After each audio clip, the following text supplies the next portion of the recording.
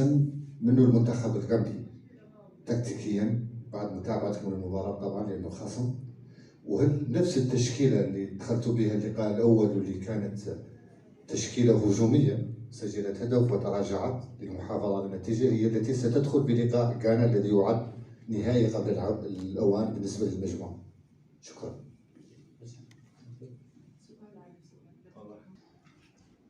لا درنا مقارنه ندير مقارنه بين المنتخب الغامبي والمنتخب الغاني فكنظن بانه سي deux anglo africains mais avec deux styles de jeu différents. Le style de jeu de la Gambie c'est pas le style de jeu de Ghana. La Gambie c'est une équipe maturité, ils ont une grande maturité tactique, tactiquement ils sont forts avec un jeu direct qui est beau. Le منتخب الغاني c'est une équipe techniquement forte et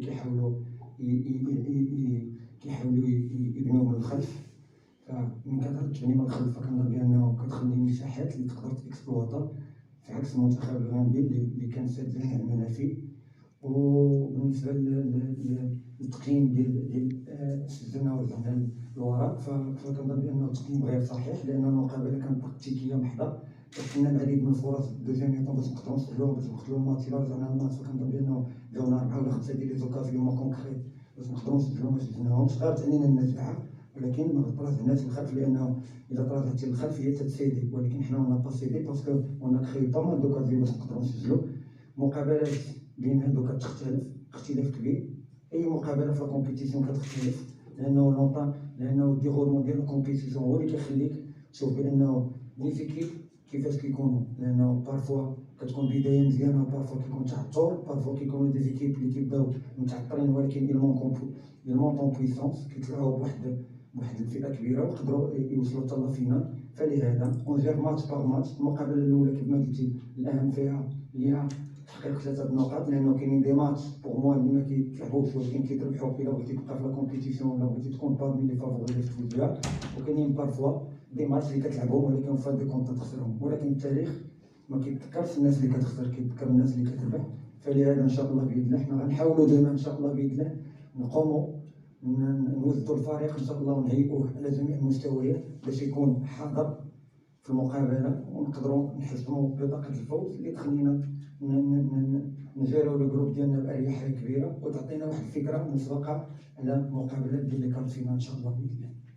بالنسبه لي التصنيف ديالنا في بعد ما وصلنا للديرومون ديال لا كومبيتيسيون سيرتو في البروميي تور سيرتو لي بروميي ماتش ديال البروميي جروب وكنظن بانه حنا منتخب اللي هو عادي انه حنايا كيف ما كانت اللي تعرف الجميع فمن كومبيتيسيون ما خاصك تكون عندك ان اكسي دو كونفيونس. اذا كان عندك ان اكسي دو كونفيونس تقدر تغادر بكري تقدر تمشي باكرا تخرج من هذه الكومبيتيسيون. اون جير ماتش باغ ماتش ان شاء الله باذن الله. لو بروميي با هو ان شاء الله نتمكنوا باش نكونوا حنا الاولين حنا اللي نصدروا المجموعه ديالنا. ابخي اون جير لي ماتش ديال كارت فينال ابخي لي ديمي فينال بوكوا با اون فينال ان شاء الله نفوزوا بها. مي باش نعطيك واحد الرؤيه مسبقه ونقول لك بان شي ايكيب اللي على الاوراق اوني فافوري باش نكونوا باغمي لو كاري داف نكونوا باغمي لي كار اللي يكونوا في لي ديمي فينال. ولكن بالنسبه لي انا كنظن بانه خاصنا تكون عندنا لي بي سور تير. شاك ماتش انتهى ولا شاك ماتش انا رياليزي اون بيرفورمانس يفو اوبليي وخاصنا نركزوا على الماتش الثاني.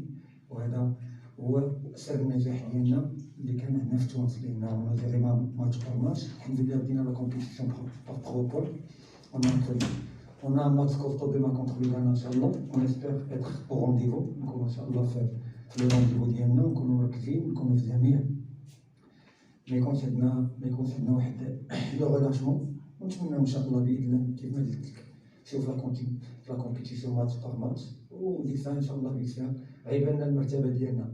دونك on n'est pas encore qualifié pour le quart final. on جميع الحظوظ متساويه. الفرق لان شفنا الماتشات الاولين شفنا الفريق الموريتاني خسر الماتش الاول ولكن لا ريكوبيري الدوزيام ماتش الى غاني 2-0 ولا عنده حظوظ اوفر باش يتاهل.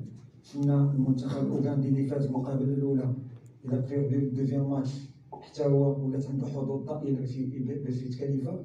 فلهذا يفو با فوار لا تيت كوز خاص تكون عندك لي بي سور تير جيري ماتش باغ ماتش توجد اللاعبين ديالك وتهيئهم دير اون بون اناليز بور ليكيب ادفيرس اون بون ليكتور بور لو ماتش ديالك tous les scénarios اللي غيكون عندك في الماتش يفو خاصك تكون متصورهم، تكون عندك ايماجيناسيون ليهم.